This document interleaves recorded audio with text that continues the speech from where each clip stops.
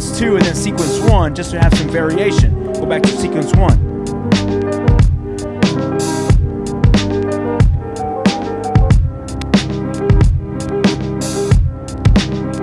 Welcome back. I hope you're having a great day. Today we're going to be making a beat in the MPC ONE and just kind of share with you my beat making workflow within the MPC ONE. But before we jump into it, I do want to just say thank you to you if you've actually supported the channel and purchased a sample pack, Malo Beats Sample Pack Volume 1. A huge thank you. Just means a lot for your support. There's a link down in the description. You guys can check it out. But today we're going to be jumping right into it. Let's go ahead and have some fun. I actually have a record right here that I was listening to. This is the Angel Horn turntable that actually comes with a very good pair of speakers, and I'm just listening to music.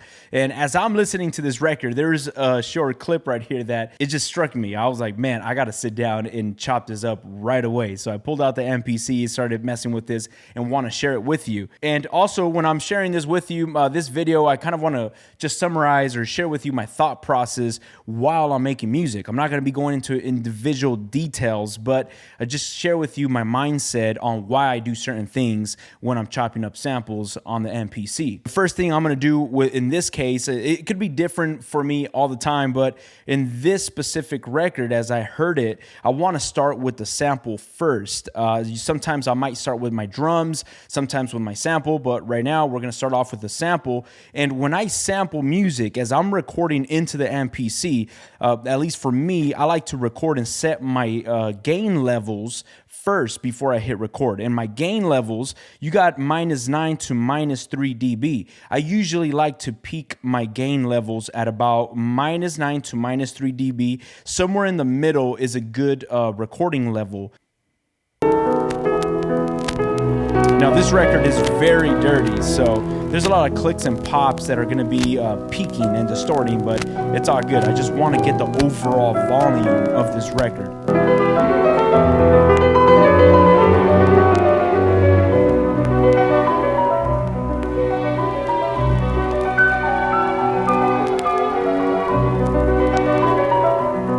Man, all right, I'm going to stop it right there. I'm going to go ahead and name this sample. Hit do it, go to my editor. The way I like to chop up my slices in the MPC ONE, it's going to be, I'm going to just set the start point where I want to start my sample and truncate anything before that I might not use.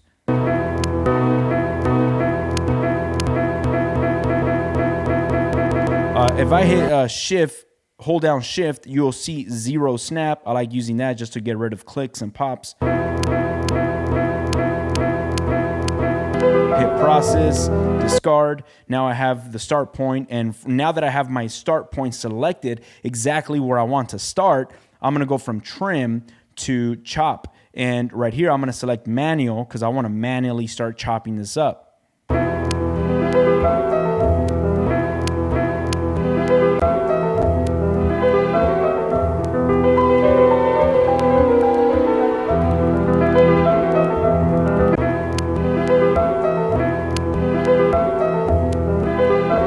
That's good enough for me. I'm going to go to shift, convert. You know what? I'm going to put those chops on track number 2. I'm going to name track number 2 chops.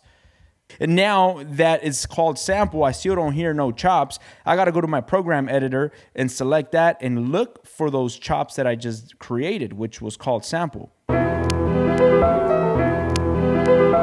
All right, so in this case that I'm starting with the sample, since I just heard it and it inspired me right away, I'm going to just come up with some ideas. I have no tempo. I have no drums. I don't know how fast, how slow. I'm going to just feel what this is like, just feel my connection with the sample and experiment with the sample.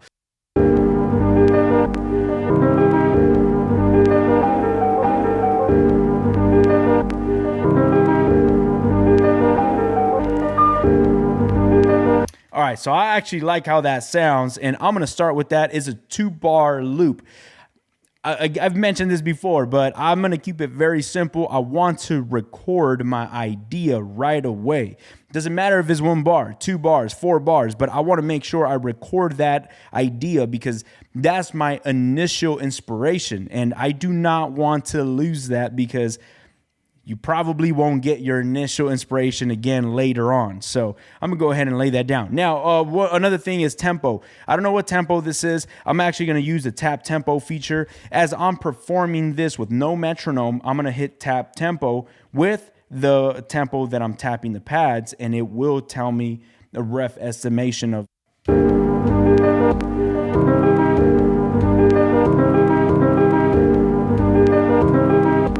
So it's about 92 BPM. I'm gonna hit this 9200, hit do it. And now that I have the tempo, I'm gonna go ahead and lay down a 2-bar sequence.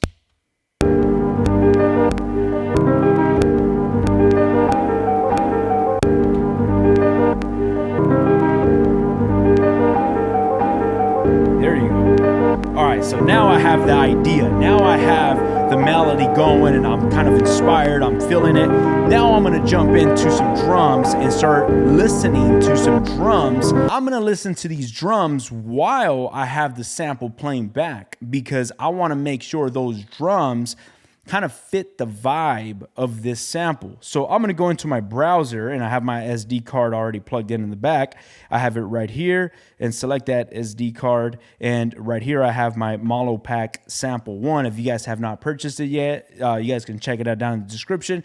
And if you guys have any other sample packs, go ahead and use whatever you guys have. But right here I have drum breaks. You guys can actually hear some of these drum breaks that I have. But I want to play back the sample. I want to make sure that sample's playing so I can get an idea of these drums and if they're going to match.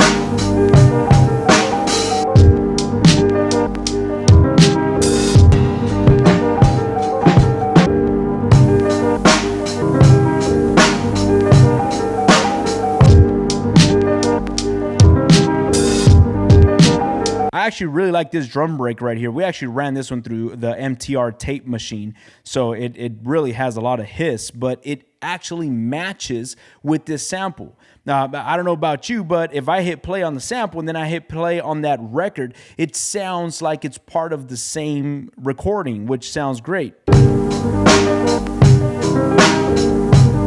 I wanted to make sure I'm not afraid of noise floor. I'm not afraid of hiss. I'm not afraid of just imperfections within samples, because the records that I'm sampling do have some imperfections. If it's a dirty record or something that was recorded a long time ago, there's hiss. I wanted to capture all those artifacts. So this sounds really nice, but I'm not going to select that. I'm going to actually go to my one shots. Before I actually go into these one shots, I'm actually gonna go into my main track, and I'm gonna get away from my sample track. I'm gonna go to track 1, and I'm gonna make track 1 my drums. I'm gonna name this DRM, hit do it, and let's go into our browser again. And right here on our one shots, let's go to our kicks. Let's play back this beat that we have going on in the sequencer.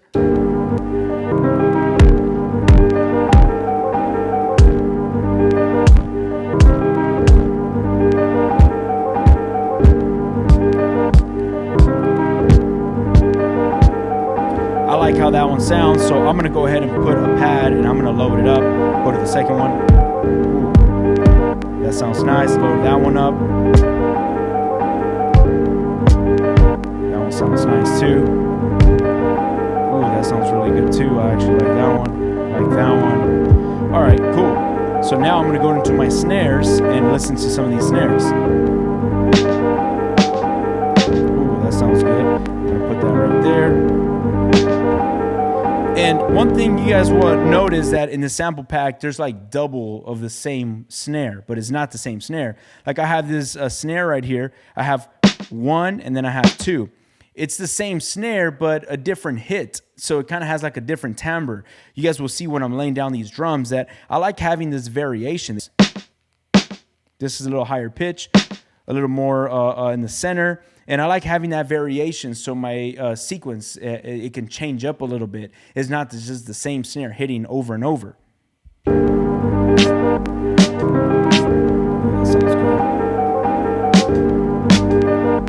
Awesome. All right, so I got some good stuff right there. Now I'm going to go to my hi-hats. I actually like this one.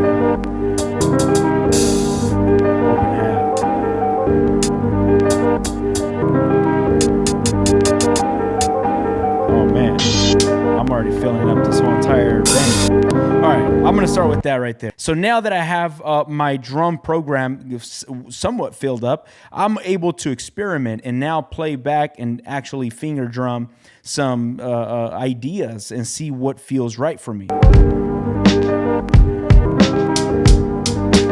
All right, this is my hi-hat, and I'm gonna go ahead and bring down this hi-hat. The way I'm doing that is, if you guys don't see this section right here, hit this little eyeball icon, and then you hit the single pad, and you're able to lower down that single pad. Make sure you're on the single pad and not on the 4 squares, just on the single square. Now I'm gonna play back the beat and listen to the levels, make sure it just feels right there.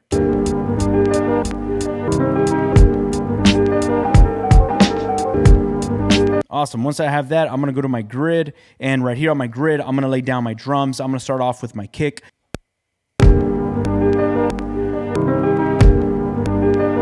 Once I have those on beat on the grid, I go ahead and hit Shift TC, turn off quantization, and I'm going to overdub that and start laying down my ghost kicks.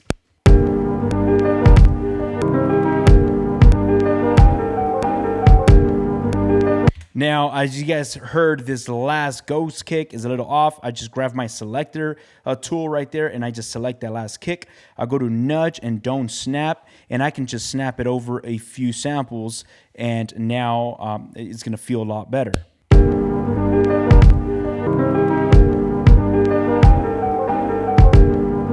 I'm cool with that right there. Now I'm gonna lay down my snares.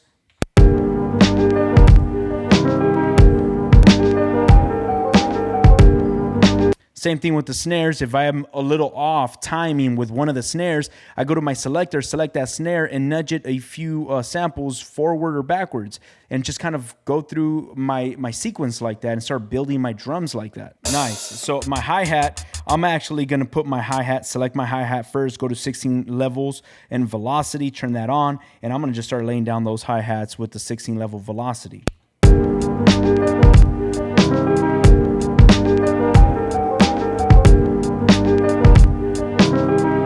Nice. Now on this hat right here, I actually want to add the open hat. So I'm gonna delete that hi-hat right there. Select that hi-hat you want to delete, hit Shift and hit Cut. And now I'm gonna add, wait, oh no, get off of 16 level. I'm gonna add this open hi-hat. There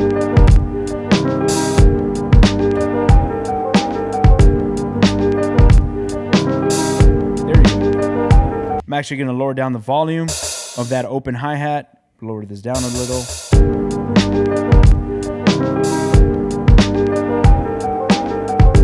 At this point right here, I'm not gonna do some deep mixing.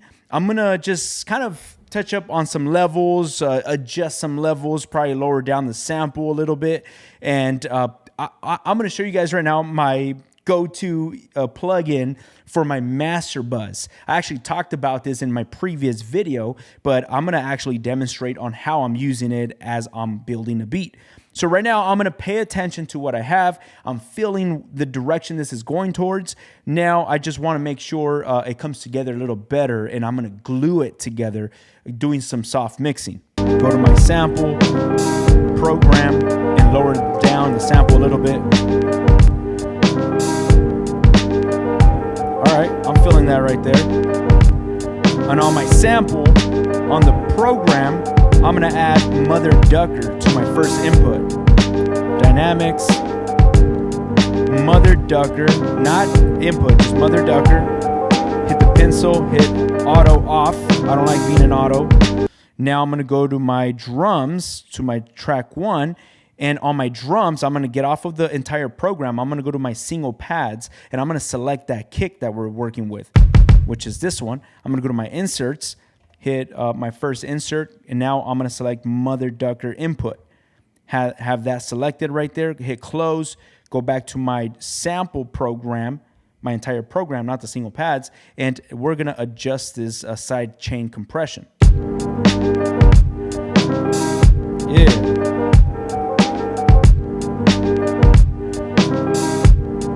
I'm feeling that right there.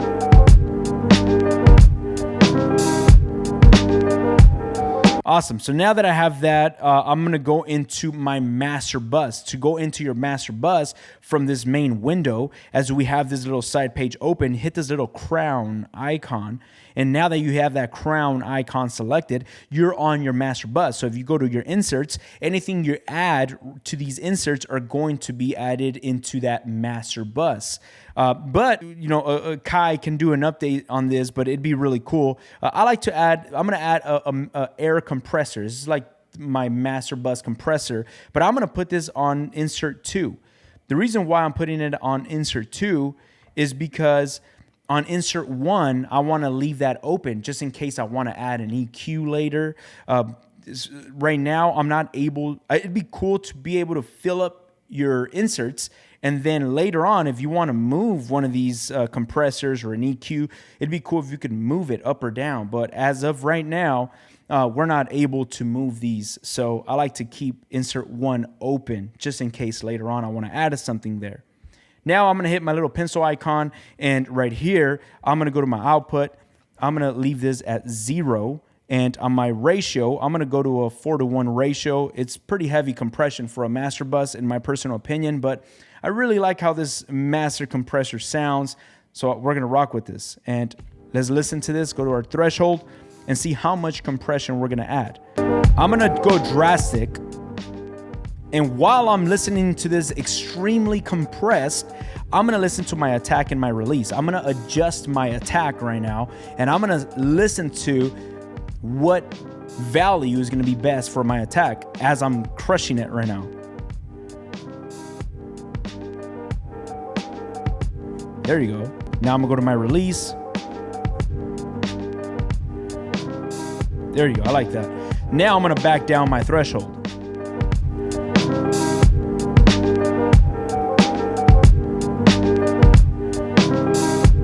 Yeah.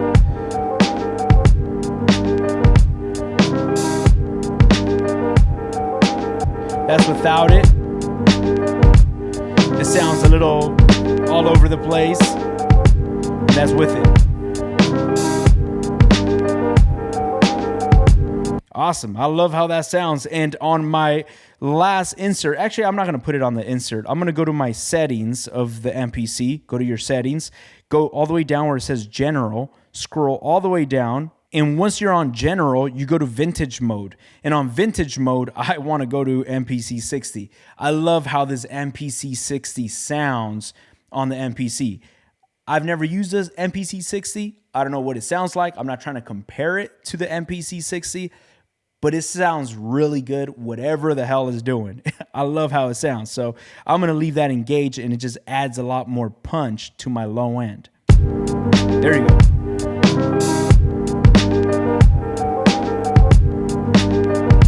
And go to my inserts on my drum program. I'm going to go to my harmonics. I'm going to add air tube drive. I love what this does.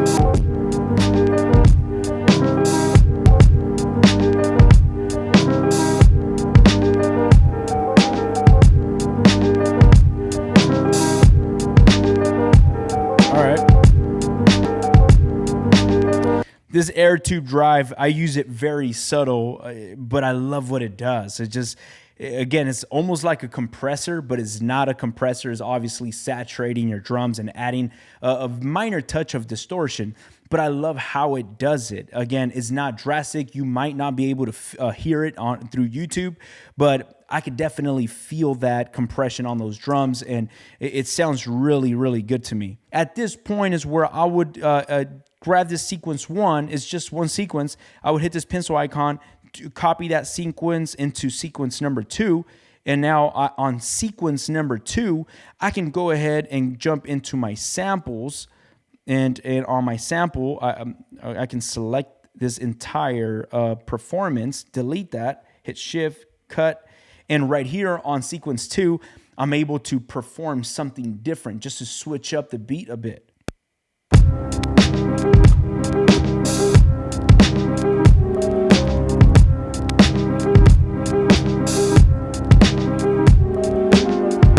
You could bang through sequence 2 and then sequence 1 just to have some variation. Go back to sequence 1.